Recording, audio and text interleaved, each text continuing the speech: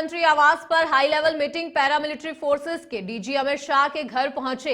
NSA Ajit Doval भी अमित शाह के आवास पहुंचे। डीजी बीएसएफ और डीजी सीआईएसएफ के साथ अमित शाह की बैठक, तनाव के बीच अगली रणनीति पर चर्चा और मंथन।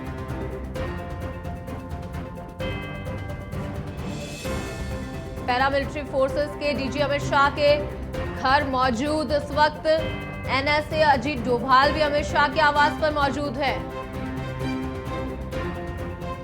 डीजी बीएसएफ और डीजी सीआईएसएफ के साथ अमित शाह की बैठक, इस वक्त तनाव के बीच अगली रणनीति पर चर्चा और मंथन। अधिक जानकारी के लिए हमारे साथ रक्षा विशेषज्ञ विजय सागर फोन लाइन पर जुड़ चुके हैं।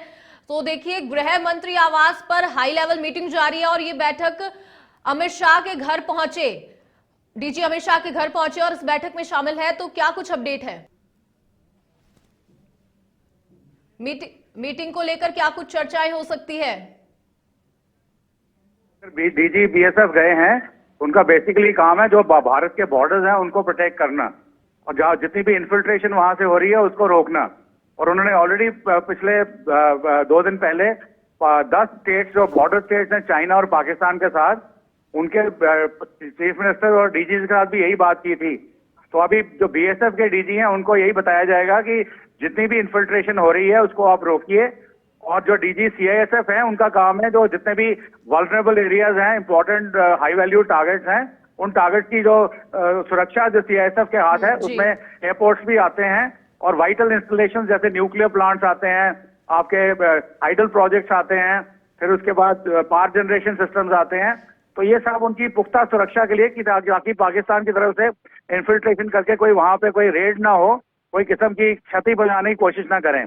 तो ये आंतरिक सुरक्षा को के पॉइंट ऑफ व्यू से अगर आप देखें तो एक फोर्स जो है वो इन्फिल्ट्रेशन रोकेगी तो ताकि दुश्मन के कंट्री की तरफ से कोई यहाँ ना आ सके, और दूसरी जो वल्नरेबल एरियाज के ऊपर डिप्लॉयड है वो उनकी प्रोटेक्शन करेगी। तो इन दोनों में आपस में तालमेल होना चाहिए और इंटेलिजेंस एजेंसी को साथ होना चाहिए, और उसके लिए उन्होंने शायद उनका तालमेल बिठाने के लिए मीटिंग बुलाई है और उनको सीधे निर्देश दिए होंगे कि किसी भी हालत में जो हिंटरलैंड है, जो आंतरिक सुरक्षा है भारत की, जो उसमें कोई भी कमी नहीं होनी चाहिए। और जहां तक बाकी एक्सटर्नल एग्रेशन का सवाल है वो भारत की आर्म फोर्सेस देख लेंगी। तो ये इंटरनल सिक्योरिटी के लिए अब इन 2 खास फोर्स कमांडर्स को बुलाया उन्होंने, जिनका काम यह है कि भारत के हिंटरलैंड के अंदर आंतरिक जगह पे कोई भी किसी किस्म का हमला अगर पाकिस्तान के लोग करना शुरू करें, चाहे वो इन्फिल्ट्रेट करके करें या गुरिल्ला रेड करें, उसको सफल ना होने दिया जाए। जी विजय सागर, आपका बहुत बहुत धन्यवाद तमाम जानकारी के लिए हमारे साथ जुड़ने के लिए।